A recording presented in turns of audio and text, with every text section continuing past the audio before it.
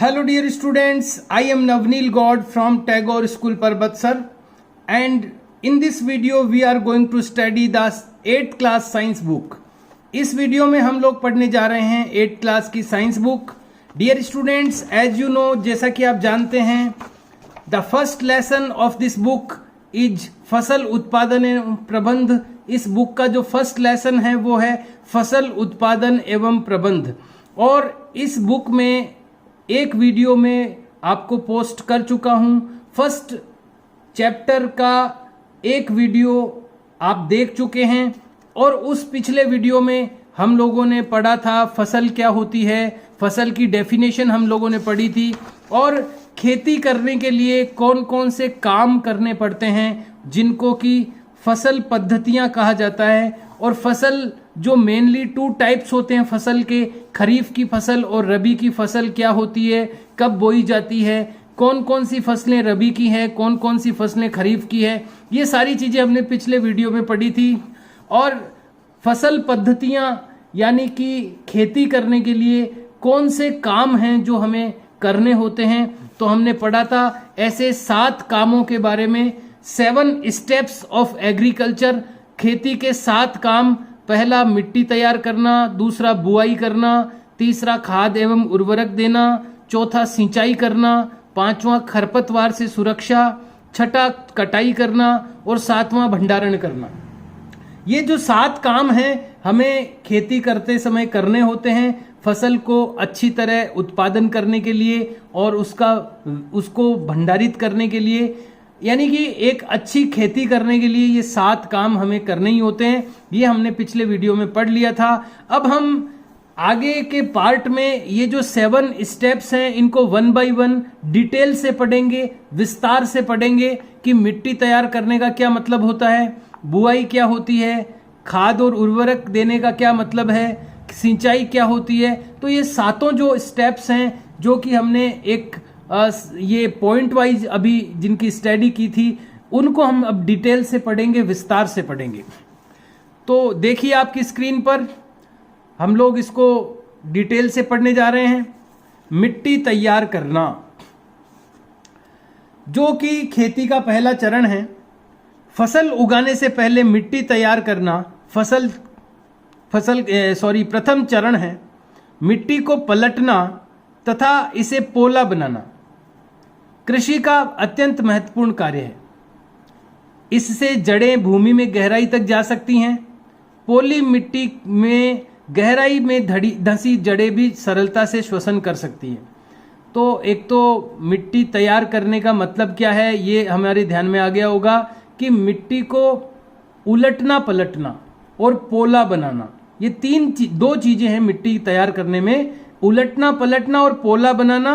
और ये क्यों करना, ऐसा क्यों किया जाता है, ये भी इसमें आ चुका है कि अगर पोली मिट्टी होगी तो जो पौधे की जड़ें हैं वो आसानी से गहराई तक चली जाएगी, और जब गहराई तक चली जाएगी तो जल को अवशोषण करने में उसको सहायता मिलेगी. इसके साथ ही जब मिट्टी पोली होती है तो जड़ों को भी श्वसन करने की आवश्यकता होती है, सांस लेने की जरूरत होती है. तो पोली मिट्टी में जो जड़ें हैं वो आसानी से श्वसन कर सकती है और जड़ों को पानी मिलने के लिए नीचे तक जाने में भी आसानी होती है.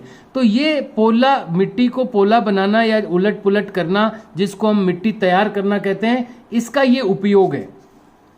पोली मिट्टी में रहने वाले केंचुओं और सूक्ष्म जीवों को वृद्धि करने में सहायता करती है. देखो अभी हम ये पढ़ रहे हैं कि ये करना क्यों पड़ता है, ये जो मिट्टी को तैयार करने का काम है इसकी उपयोगिता क्या है. तो अभी हमने 2 बातें पढ़ी. एक तो मिट्टी पोली होगी तो जड़ें नीचे तक आसानी से जा पाएगी, दूसरी जड़ों को श्वसन करने के लिए आसानी रहेगी. अब ये तीसरा फायदा यहाँ पर बताया जा रहा है कि मिट्टी को तैयार करने का और फायदा क्या है. तो मिट्टी में रहने वाले जो छोटे छोटे सूक्ष्म जीव होते हैं या केंचुए होते हैं जो कि मिट्टी खाते हैं और खाद बनाते हैं, ऐसे जो किसान मित्र कहलाते हैं, ये जो ऐसे सूक्ष्म जीव हैं ये अच्छी तरह मिट्टी में ग्रो कर पाते हैं, वृद्धि कर पाते हैं पोली मिट्टी में. पोली मिट्टी में रहने वाले केंचुओं और सूक्ष्म जीवों की वृद्धि करने में सहायता करती है. ये हार्ड अगर जमीन होगी तो वहां पर ये जो सूक्ष्म जीव या केंचुए जैसे जीव हैं ये वृद्धि नहीं कर पाएंगे, लेकिन मिट्टी अगर पोली होगी तो ये सारे जो जीव हैं ये उसमें वृद्धि कर पाएंगे। ये जो जीव है ये किसानों के मित्र हैं, क्योंकि ये मिट्टी को और पलटकर पोला करते हैं तथा ह्यूमस बनाते हैं। ये जो जीव हैं जब ये वृद्धि करते हैं तो ये मिट्टी में अब छेद बनाते रहते हैं, मिट्टी को पोला बनाते रहते हैं, और ह्यूमस यानी केंचुआ एक ऐसा जीव है जो मिट्टी खा करके और खाद बनाता है, और बाकी भी ये जो सड़ी गली चीजें हैं उनको सड़ा करके मिट्टी में ह्यूमस बनाने का काम सूक्ष्म जीव करते हैं। तो वो सूक्ष्म जीव भी पोली मिट्टी में अच्छी तरह वृद्धि कर पाते हैं। तो इसलिए ये जो सूक्ष्म जीव और जो ये केंचुए होते हैं ये पोली मिट्टी में आसानी से वृद्धि करते हैं, इसलिए मिट्टी को पोला बनाना भी जरूरी है। परंतु मिट्टी को पलटना और पोला करना क्यों आवश्यक है, अभी तक हमने पढ़ लिया है, लेकिन और भी कुछ चीजें इससे जुड़ी हुई यहाँ पर हमें पढ़ने को मिलेगी। आप पिछली कक्षाओं में पढ़ चुके हैं कि मिट्टी में खनिज, जल, वायु तथा कुछ सजीव होते हैं। मिट्टी जो होती है उसमें केवल रेत नहीं होती है, उसमें खनिज भी होते हैं, मिट्टी में जल भी होता है, वायु भी होती है और सजीव भी होते हैं। इसके अतिरिक्त मृत पौधे, जैसे कोई पौधे खत्म हो गए, मर गए, तो वो मिट्टी में मिल जाते हैं। एवं जंतु, जो मरे हुए जंतु होते हैं वो भी मिट्टी में मिल जाते हैं, भी मिट्टी में पाए जाने वाले जीवों द्वारा अपघटित होते हैं। तो मिट्टी में जो सूक्ष्म जीव पाए जाते हैं, छोटे छोटे जीव जो आंखों से भी दिखाई नहीं देते, वो मिट्टी में होते हैं। तो वो मरे हुए पौधों और जंतुओं को मिट्टी में अपघटित कर देते हैं, यानी उनको सड़ा करके मिट्टी में मिला देते हैं। इस प्रक्रम में सूक्ष्म जीवों में पाए जाने वाले पोषक मिट्टी में नियुक्त होते हैं। अब इससे होता क्या है, जैसे कोई जानवर मर गया कहीं पर, वो मिट्टी में गिरा, तो मिट्टी में जो सूक्ष्म जीव थे उन्होंने उस जानवर का शरीर अपघटित करके मिट्टी में मिला दिया, तो उस जानवर के शरीर में जो पोषक तत्व थे वो मिट्टी में निर्मुक्त हो गए, यानी मिट्टी में मिक्स हो गए। ऐसे ही अगर कोई पौधे का तना, कोई पौधे की डालियां, पत्तियां, वो भी जब मिट्टी में मिलती है तो उसमें भी जो पोषक तत्व होते हैं वो मिट्टी में मिल जाते हैं। यह पोषक पौधों द्वारा अवशोषित किए जाते हैं, और ये जो मिट्टी में जब मिलते हैं जंतुओं के शरीर से या पादपों के शरीर से जो पोषक तत्व मिट्टी में मिलते हैं ये फिर पौधों को मिल जाते हैं। पौधे अपनी जड़ों के द्वारा उन पोषक तत्वों को उपयोग कर लेते हैं। तो ये हमने पढ़ा कि देखो पोली बनाने से, मिट्टी को पोली बनाने से कितने फायदे हैं और ये कितनी जरूरी है, ये जो कार्य है मिट्टी को पोला बनाने का। क्योंकि ऊपरी परत के कुछ सेंटीमीटर की मिट्टी ही पौधे की वृद्धि में सहायक है। इसे उलटने पलटने और पोला बनाने से पोषक पदार्थ ऊपर आ जाते हैं। तो जब अपन मिट्टी को पोला बनाते हैं, जब उसमें हल चलाते हैं, तो नीचे की मिट्टी ऊपर आ जाती है, ऊपर की मिट्टी नीचे चली जाती है। इससे जो पोषक तत्व हैं वो सारी मिट्टी में बराबर मात्रा में फैल जाते हैं और पौधे तक पहुंच जाते हैं, और पौधे इन पोषक पदार्थों का उपयोग कर पाते हैं। इन पदार्थों का उपयोग कर पाते हैं। अतः मिट्टी को उलटना पलटना एवं पोला करना फसल उगाने के लिए अत्यंत महत्वपूर्ण है। तो ये काम कितना महत्वपूर्ण है ये अभी हमने पढ़ा कि मिट्टी को, पहली बात तो हमने ये पढ़ी कि मिट्टी को पोला बनाने का मतलब क्या है, उसको उलटना पलटना और उसको पोला बनाना, मिट्टी तैयार करने का मतलब ये है। और फिर ये क्यों किया जाता है, इसकी उपयोगिता क्या है, ये भी हमने पढ़ी। और अब इसके बारे में हम ये पढ़ेंगे कि ये करते कैसे हैं। मिट्टी को उलटने पलटने व पोला बनाने की प्रक्रिया जुताई कहलाती है। जोतना जिसको कहते हैं कि हमने खेत को जोता, जोतने का मतलब है मिट्टी को उलटना पलटना और पोला बनाना, ये प्रक्रिया जुताई कहलाती है। इसे हल चलाकर करते हैं। तो जोतने की जो क्रिया है जिसको जुताई कहते हैं, ये हल चला करके की जाती है। हल जो होते हैं लकड़ी अथवा लोहे के बने होते हैं, लेकिन पुराने जमाने में या आजकल ऐसे नहीं होते हैं। आजकल तो ट्रैक्टर से ये काम किया जाता है। तो ये पहले का बताया जा रहा है कि हल जो होते थे वो लकड़ी अथवा लोहे के बने होते थे। यदि मिट्टी अत्यंत सूखी है तो जुताई से पहले इसे पानी देने की आवश्यकता भी पड़ सकती है। कई मिट्टियां बहुत ही ज़्यादा सख्त होती है तो वो हल चल नहीं पाता है उस मिट्टी में, तो पहले उसमें पानी डालते हैं ताकि वो नरम हो जाए मिट्टी, और फिर उसको जोतते हैं। वैसे भी थोड़ी सी बरसात हो जाती है, फिर मिट्टी को जोता जाता है। जूते हुए खेत में मिट्टी के बड़े बड़े ढेले भी हो सकते हैं। इन्हें एक पाटल की सहायता से जोड़ना आवश्यक है, तोड़ना आवश्यक है। तो अपन जानते हैं मिट्टी में जब मिट्टी को जोतेंगे खेत को, तो उसमें ढेले रहते हैं मिट्टी के, तो उनको एक चपटे इसके लकड़ी के चपटे एक स्ट्रक्चर से बराबर किया जाता है। ढेलों को तोड़ने के लिए उसको चलाया जाता है खेत में, तो इसको पाटल कहते हैं।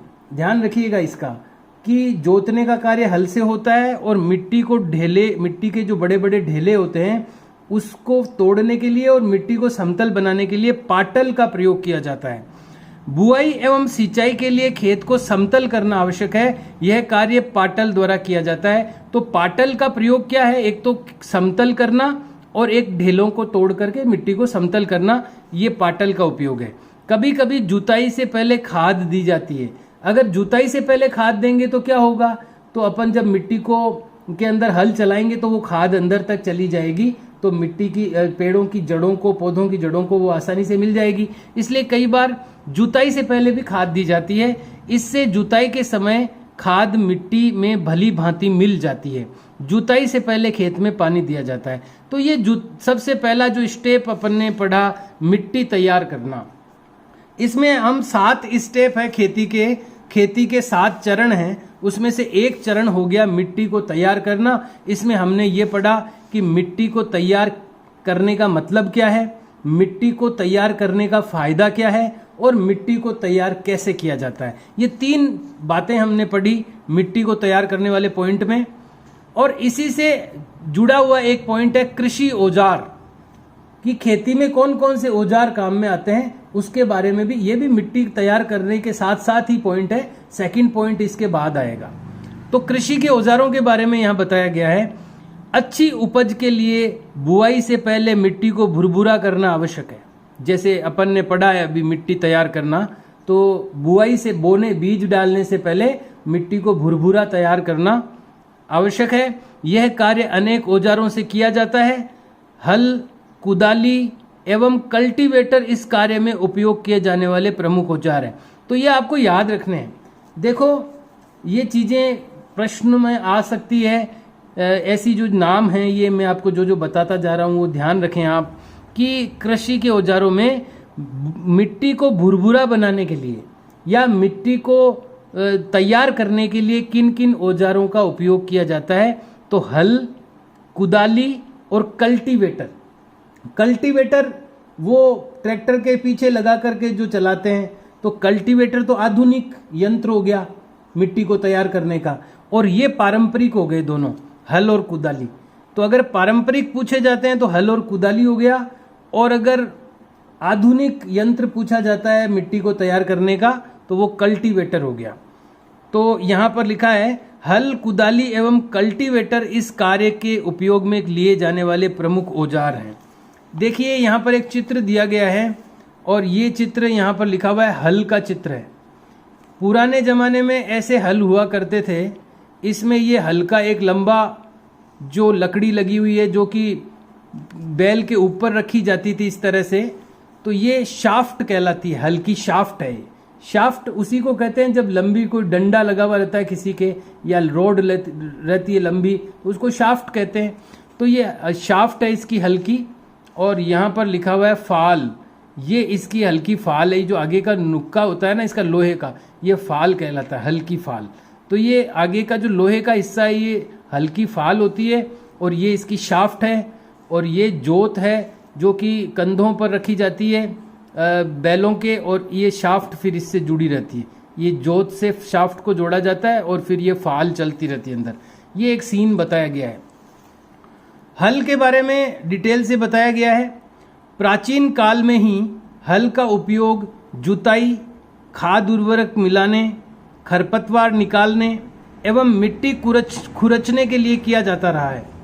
यानी हल का उपयोग बहुत प्राचीन काल से करते आ रहे हैं किसान। और किन किन कामों के लिए? जुताई करने के लिए, खाद उर्वरक मिलाने के लिए, खरपतवार निकालने के लिए ज़मीन में से, मिट्टी को खुरचने के लिए तो हल का उपयोग किया जाता रहा है। यह औजार लकड़ी का बना होता है जिसे बैलों की जोड़ी या अन्य पशुओं, यानी खाली बैल ही नहीं, कई बार दूसरे जानवर भी हल को खींचने के लिए प्रयोग किए जाते हैं। घोड़े भी किए जाते हैं, ऊंट भी हल को जोतने के लिए प्रयोग किए जाते हैं, की सहायता से इसको खींचा जाता है। इसमें लोहे की मजबूत तिकोनी पत्ती होती है जिसे फाल कहते हैं। तो अभी मैंने आपको दिखाया था चित्र में, ये जो लोहे की तिकोनी पत्ती है ये हल्की फाल है, यही मिट्टी को खोदती है, मिट्टी को उखाड़ती है। तो ये इसमें लोहे की मजबूत तिकोनी पत्ती होती है जिसे फाल कहते हैं। हल का मुख्य भाग लकड़ी का बना होता है जिसे हल शेफ्ट कहते हैं। जो लंबा डंडा लगा हुआ था जो कि हल के ऊपर, जो मैंने आपको बताया था चित्र में, वो हल की शेफ्ट कहलाती है। इसके एक सिरे पर हैंडल होता है तथा दूसरा सिरा जोत के डंडे से जुड़ा होता है।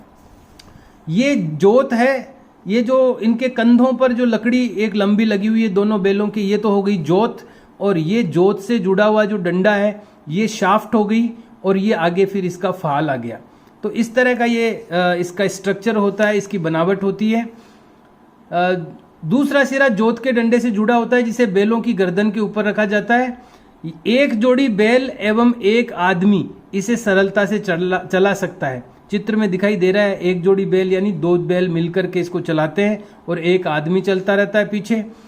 अब ये तो पारंपरिक तरीका है। आजकल इस तरीके से आपको खेती करते हुए या खेत को जोतते हुए किसान दुर्लभ ही दिखेंगे, क्योंकि इसमें मेहनत लगती है, बैल भी रखने पड़ते हैं। अब आजकल कौन तो बैल रखता है और कौन मेहनत करना चाहता है, तो ट्रैक्टर से करवा लेते हैं।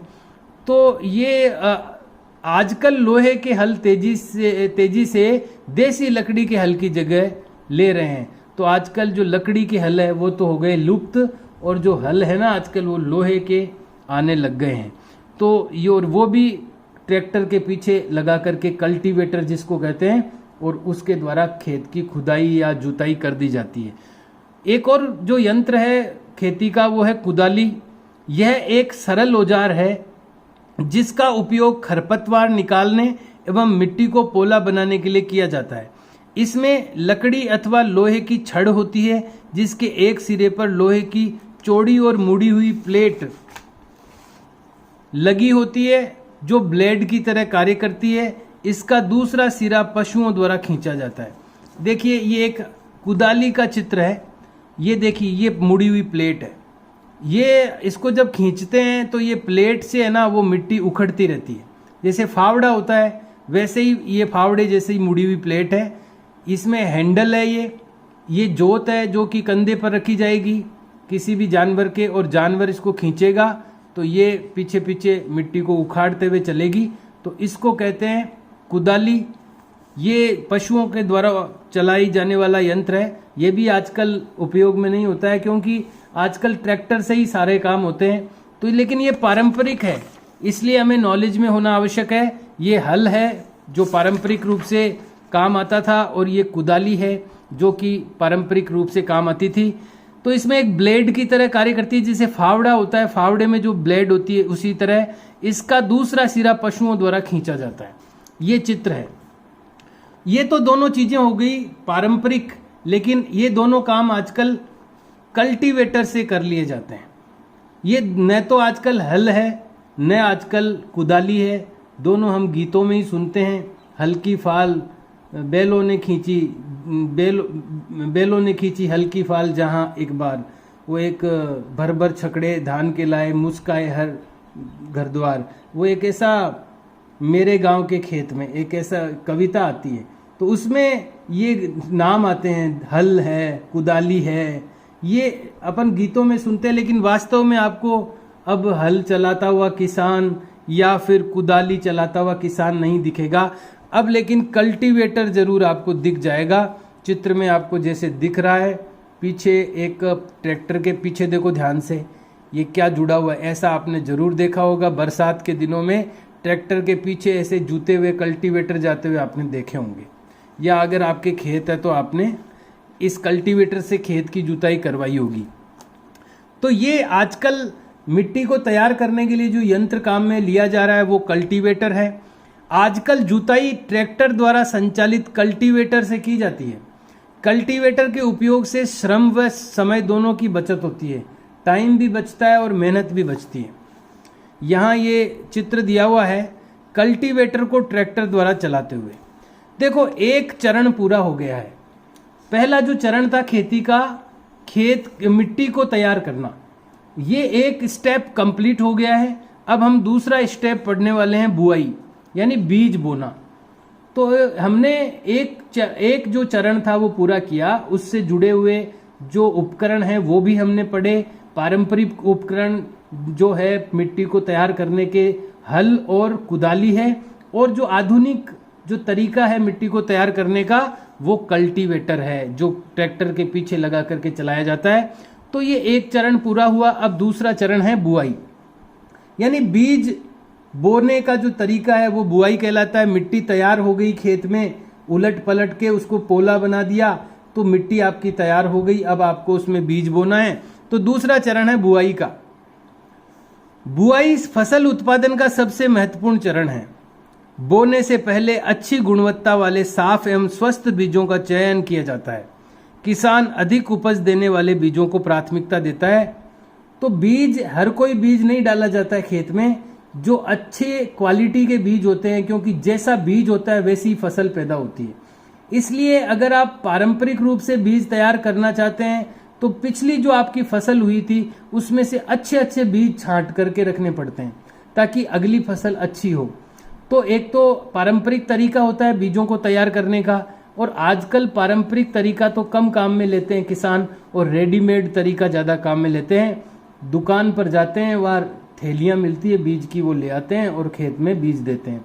तो उसमें अब वो जो बीज आते हैं उसमें क्वालिटी अलग टाइप की होती है। जो देशी बीज होता है, हालांकि देशी बीज तैयार करना सरल नहीं है, इसलिए उसमें ज़्यादा उत्पादन नहीं होता है, लेकिन रेडीमेड चीज़ सरल लगती है आजकल सभी को, तो वो लोग लेकर के आ जाते हैं। और इस तरह की जो खेती का, आजकल लोग कहते हैं कि खेती महंगी हो गई, तो उसका एक कारण ये भी है कि मेहनत खत्म हो गई है। न तो किसान खेत में हल चलाता है, न वो अपना बीज तैयार करता है। अब हर काम उसको रेडीमेड चाहिए। खेत में पहले तो पैसे देने पड़ते हैं ट्रैक्टर वाले को, तब वो जोतता है, फिर पैसे लगा करके बीज लाने पड़ते हैं महंगे, फिर उसके बाद में उसको फिर बोने के लिए फिर ट्रैक्टर आता है, फिर उसके बाद में दवाई छिड़कते हैं, उसमें खाद भी रेडीमेड डालते हैं। तो इतना पैसा उसमें लगाना पड़ता है कि वो काफ़ी उसमें इन्वेस्टमेंट हो जाता है। अगर वो फिर फसल पैदा नहीं होती है तो वो किसान फिर वो डूब जाता है, कर्ज में हो जाता है। तो पहले के ज़माने में ये पैसा पूरा बचता था। किसान खुद अपने बैलों से जोत लेता था, अपने बीज पिछली फसल में से अपने बीज रख लेता था, फिर उसमें जो इसका जो खाद वगैरह दिया जाता था वो भी वो स्वयं तैयार कर लेता था। तो सारे काम लगभग वो खुद ही कर लेता था, तो उसका कोई इन्वेस्टमेंट नहीं था। मेहनत तो बहुत ज़्यादा थी, लेकिन आज जो इस तरह से खेती, लोग कहते हैं कि खेती नुकसान का सौदा है, तो उसका एक कारण ये भी है। तो हम लोग पढ़ रहे हैं दूसरा बिंदु बुआई का, कि बुआई फसल उत्पादन का एक सबसे महत्वपूर्ण चरण है। बोने से पहले अच्छी गुणवत्ता वाले साफ व स्वस्थ बीजों का चयन किया जाता है। बीज अगर आपके स्वस्थ नहीं हुए, बीज बेकार हुए, तो वैसी बेकार फसल होगी। इसलिए बीज जो है, जो आपको बोने हैं खेत में, वो अच्छी गुणवत्ता वाले यानी अच्छी क्वालिटी के और स्वस्थ और साफ होने चाहिए। तो ऐसे बीजों का चयन किया जाता है, उनका सिलेक्शन किया जाता है। किसान अधिक उपज देने वाले बीजों को प्राथमिकता देता है। बीजों का चयन कैसे होता है? अब बीज कैसे सेलेक्ट किए जाते हैं? एक दिन मैंने अपनी माँ को देखा कि माँ चने के कुछ बीज एक बर्तन में रख कर उसमें पानी डाल रही है। कुछ मिनट पश्चात कुछ बीज पानी के ऊपर तैरने लगे। मुझे आश्चर्य हुआ कि कुछ बीज पानी के ऊपर क्यों तैरने लगे। तो जो खोखले बीज होते हैं तो वो पानी के ऊपर तैरने लग जाते हैं। ये भी एक तरीका है बीजों की छंटाई करने का, बीजों को सेलेक्ट करने का। क्योंकि जो बीज, जिन बीजों में रोग लग जाता है या जो जिन बीजों में जीव पैदा हो जाते हैं तो उनको वो खोखला कर देते हैं। तो अगर हम बीजों को पानी में डाल देते हैं, जो खोखले बीज होते हैं वो ऊपर तैरने लगते हैं, तो उनको हटा करके नीचे जो अच्छे बीज होते हैं वो नीचे पैंदे में रहते हैं, तो उनको अपन अलग कर सकते हैं। तो ये एक तरीका है पानी में डाल करके बीजों को चुनने का, सेलेक्ट करने का, उनका चुनाव करने का। तो बीजों का चयन करने का ये भी एक तरीका है। तो ये पारंपरिक तरीके हैं जो कि बीज, जिन विधियों से बीज चयन किए जाते थे, आजकल तो ये सब करना ही नहीं पड़ता किसी को। रेडीमेड थैली मिलती है बाजार में, वो खरीद करके लानी होती है केवल। तो दूसरी बुआई का बिंदु हम पढ़ रहे हैं, क्रियाकलाप 1.1। एक बीकर लेकर उसमें पानी में आधा भरिए, उसे एक मुट्ठी गेहूं के दाने डालकर भली भांति हिलाइए, कुछ समय बाद प्रतीक्षा कीजिए। तो वही गेहूं के दाने आप डालेंगे तो कोई अगर उसमें खराब गेहूं है, खोखला गेहूं है, तो वो ऊपर तैरने लग जाएगा, तो आपको पता चल जाएगा कि ये खराब है गेहूं, उसको आप ऊपर से निकाल सकते हैं और सही अच्छे जो स्वस्थ गेहूं के बीज होंगे वो जमीन उसमें पानी के नीचे रह जाएंगे। तो ये आपको करना नहीं, अगर आप घर पे करना चाहें तो कर सकते हैं, ये एक्टिविटी है। हम लोग पढ़ रहे हैं दूसरा चरण बुआई के बारे में। क्या कुछ बीज जल के ऊपर तैरने लगते हैं? जो बीज पानी में बैठ जाते हैं वे हल्के हैं या भारी हैं? तो जो भारी हैं वही बैठेंगे पानी में। क्षतिग्रस्त बीज खोखले हो जाते हैं। जो बीज खराब हो जाते हैं, जिनमें जानवर पैदा हो जाते हैं, जिनमें जो छोटे ये कीड़े, जो कीट होते हैं वो जिनमें लग जाते हैं, वो खोखले हो जाते हैं और इस कारण हल्के हो जाते हैं, अतः ये जल पर तैरने लगते हैं। अच्छे और स्वस्थ बीजों को क्षतिग्रस्त बीजों से अलग करने की ये एक अच्छी विधि है। और भी तरीके हैं अलग करने के, लेकिन ये एक सरल और अच्छी विधि है। अगर हम पानी में डाल देंगे तो जो खोखले और क्षतिग्रस्त बीज होंगे वो ऊपर तैरने लगेंगे, जो स्वस्थ बीज होंगे वो पैंदे में रहेंगे। बुआई से पहले बीज बोने के औजारों के बारे में जानना आवश्यक है। तो जैसे हमने पहले चरण को पढ़ा, मिट्टी को तैयार करने वाला जो चरण था, उसमें कौन कौन से औजार काम में आते हैं वो हमने पढ़े। पारंपरिक औजारों में हमने पढ़ा कि कुदाली और हल काम में आता था और आजकल कल्टीवेटर काम में आता है। ऐसे ही जो दूसरा चरण हम पढ़ रहे हैं बुआई का, इसमें भी परंपरागत औजार कौन से होते काम में आते हैं और वर्तमान में कौन से औजार काम में आते हैं, ये हम पढ़ेंगे। परंपरागत औजार, परंपरागत रूप से बीजों को बुआई में इस्तेमाल किया जाने वाला औजार कीप के आकार का होता है। इसमें क्या होता था, पहले जो हल होता था उसके पास एक कीप और उसके पाइप जोड़ देते थे नीचे, तो हल चलता रहता था, कीप के अंदर बीज डालते रहते थे तो वो डलते रहते थे। तो ये पारंपरिक औजार होता था। परंपरागत रूप से बीजों को बुआई में इस्तेमाल किया जाने वाला औजार बीज कीप के आकार का होता है। बीजों को कीप के अंदर डालने पर ये 2 या 3 नुकीले सिरों वाले पाइपों से गुजरते हैं, यानी 2-3 पाइप लगा देते हैं उस कीप के, तो वो 2-3 पाइपों से नीचे गिरते रहते हैं। ये सिरे मिट्टी को भेद कर बीज को स्थापित कर देते हैं। तो जो हल चलता था उसकी नोक जो चलती थी वो मिट्टी को हटा देती थी और वो बीज नीचे थोड़ा गिर जाता था मिट्टी में। तो ये इस तरह से ये परंपरागत जो तरीका था ये था। और आजकल जो तरीका है वो है ये वाला सीड ड्रिल। सीड यानी बीज होता है, तो बीज को डालने के लिए जो प्रयोग होता है वो सीड ड्रिल कहलाता है। कल्टीवेटर जैसा ही होता है, लेकिन इसमें भी वो कीप वाला सिस्टम होता है। और अलग अलग जो इसके हल होते हैं, इनके पास एक एक कीप रहता है। वो सभी से वो अनाज जो बीज हम डालते हैं वो सब के पास गिरता रहता है। ये सीड ड्रिल। उधर हमने फर्स्ट जो इसका स्टेप पढ़ा था मिट्टी को तैयार करना, वहां पर जो आधुनिक यंत्र काम में आ रहा था वो था कल्टीवेटर। और यहाँ पर दूसरे चरण में जो काम आ रहा है उसका नाम है सीड ड्रिल। आजकल बुआई के लिए ट्रैक्टर द्वारा संचालित सीड ड्रिल का उपयोग होता है। इसके द्वारा बीजों में समान दूरी एवं गहराई बनी रहती है, यानी गहराई भी बराबर एक निश्चित गहराई पर बीज डलते रहते हैं और बीजों के बीच की जो डिस्टेंस है वो भी बराबर रहती है। यह सुनिश्चित करता है सीड ड्रिल जो है कि बुआई के बाद बीज मिट्टी द्वारा ढक जाए। तो इससे क्या होता है, जैसे ये चलता है तो बीज अंदर डलने के बाद में वो ढक भी जाता है, वापस मिट्टी उसके ऊपर गिर जाती है, जिससे उसके अंकुरण की संभावनाएं बढ़ जाती है। इससे बीजों को पक्षियों द्वारा खाने से रोका जा सकता है। तो मिट्टी ऊपर गिरने से एक तो पक्षी उनको खाते नहीं है, दूसरा अंकुरण की भी संभावनाएं बढ़ती है। सीड ड्रिल द्वारा बुआई करने से श्रम एवं समय दोनों की ही बचत होती है। तो कोई भी वर्तमान आधुनिक यंत्र हम काम में लेंगे तो उससे समय और श्रम तो बचेगा ही। तो ये हमें याद रखना है हर एक स्टेप में। जो भी हम ये उपकरणों के बारे में पढ़ रहे हैं उसमें आपको ये याद रखना है कि परंपरागत उपकरण कौन से थे और आधुनिक अभी वर्तमान में कौन से उपकरणों द्वारा उसको किया जाता है। यहाँ पर बूझो फिर से आ गया है। बूझो क्या सोच रहा है, मेरे विद्यालय के समीप एक पौधशाला या नर्सरी है। नर्सरी वैसे स्कूल में भी होती है नर्सरी क्लास, लेकिन पौधे जहाँ छोटे छोटे पौधे बनाए जाते हैं और बेचे जाते हैं वो स्थान भी नर्सरी कहलाता है। तो मेरे स्कूल के पास में एक पौधशाला या नर्सरी है। मैंने देखा कि पौधे छोटे छोटे थैलों में रखे गए हैं। आपको पता होगा हम लोग पौधे जब लाते हैं तो थैलियों में आते हैं, नीचे वो थैलियां लगी रहती है ब्लैक सी, उनमें वे इस प्रकार क्यों रखे जाते हैं, ताकि उनकी जो जड़ें हैं वो मिट्टी के साथ बंधी रहे। अगर वो थैलियां नहीं होगी, अगर उनको थैलियों में नहीं रखा जाएगा तो उनके साथ जो मिट्टी है वो बिखर जाएगी और उनकी जो जड़ें हैं वो अनावृत हो जाएगी, खुले में आ जाएगी, तो वो खराब हो जाएगी और बाद में वो पौधा अंकुरित नहीं हो पाएगा। इसलिए उनको ढक कर रखा जाता है, थैली में रखा जाता है। और ये पहेली क्या कह रही है, धान जैसे कुछ पौधे के बीजों को पहले पौधशाला में उगाया जाता है। आपको अपने को तो पता नहीं है क्योंकि अपन यहाँ चावल वगैरह बोते नहीं है। चावल में क्या करते हैं, पहले उसकी पौध बनानी पड़ती है। छोटे छोटे उनके बीजों से पौधे, छोटे छोटे पौधे बना के उन पौधों को रोपना पड़ता है खेत में ले जाके, तो इसको पौध कहते हैं। तो ये कह रही है धान जैसे कुछ पौधों के बीजों को पहले पौधशाला में उगाया जाता है। पौध तैयार हो जाने पर उन्हें हाथों द्वारा खेत में रोपा जाता है, रोपित कर देते हैं।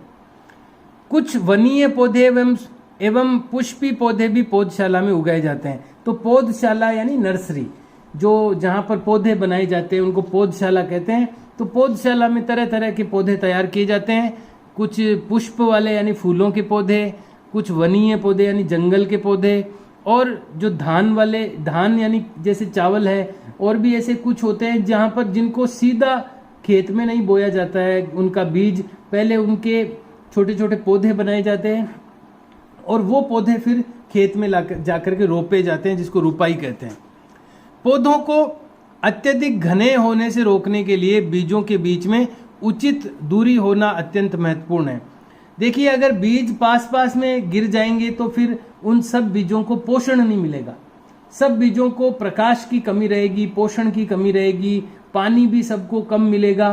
तो एक मिनिमम दूरी जरूरी है सबके बीच में।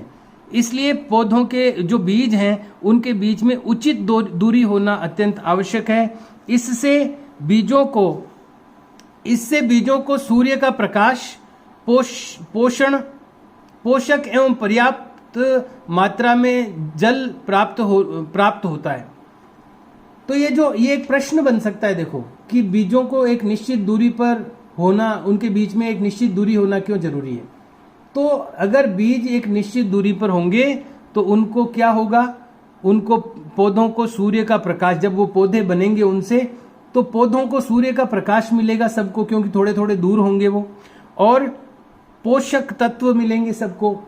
भाई दूर दूर होंगे तो मिट्टी में जड़ें जो है वो एक दूसरे से टकराएगी नहीं, तो हर पौधे को पोषक तत्व मिलेंगे। और जल, पानी भी थोड़े थोड़े दूर होंगे तो सबको अपना अपना हिस्से का पानी भी मिल जाएगा। तो ये चीजें सबको मिल जाएगी अगर वो थोड़े थोड़े दूर होंगे। इसलिए उनके बीच में, बीजों के बीच में थोड़ी दूरी होना भी आवश्यक है। पौधों को सूर्य का प्रकाश, पोषक तत्व लिखना चाहिए यहाँ, एवं जल पर्याप्त मात्रा में प्राप्त होता है। अधिक घनेपन को रोकने के लिए, यानी पास पास में ज्यादा पौधे नहीं हो, इसको रोकने के लिए कुछ पौधों को निकाल कर हटा दिया जाता है। तो जहां पर अगर ऐसा हो जाता है कि बहुत सारे पौधे एकदम निकट हो गए हैं तो कुछ पौधों को निकालना भी पड़ता है, क्योंकि अगर ऐसा नहीं करेंगे तो वो पौधे पूर्णतः पोषण को प्राप्त नहीं कर पाएंगे और वो उनका विकास नहीं होगा, तो फसल उतनी अच्छी नहीं होगी। तो कई बार घनेपन को रोकने के लिए कुछ पौधों को निकालना भी पड़ता है। तो तो ये हमने 2 चरण यहाँ पर खेती के पढ़ लिए हैं और अब टाइम अपना ओवर हो गया है।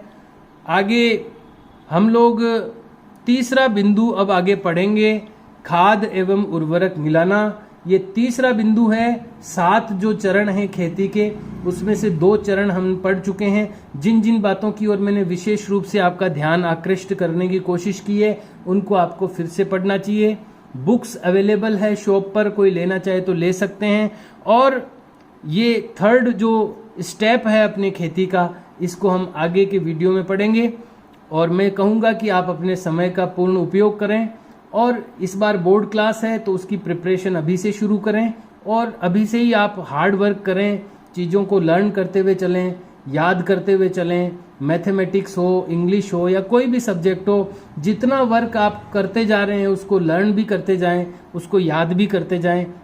अगर अभी से ऐसा करते हुए आप चलेंगे तो आपको अच्छी सफलता मिलेगी आने वाले समय में। तो उज्जवल भविष्य की कामनाओं के साथ हम लोग मिलेंगे अगले वीडियो में। तब तक सी यू एंड बाय।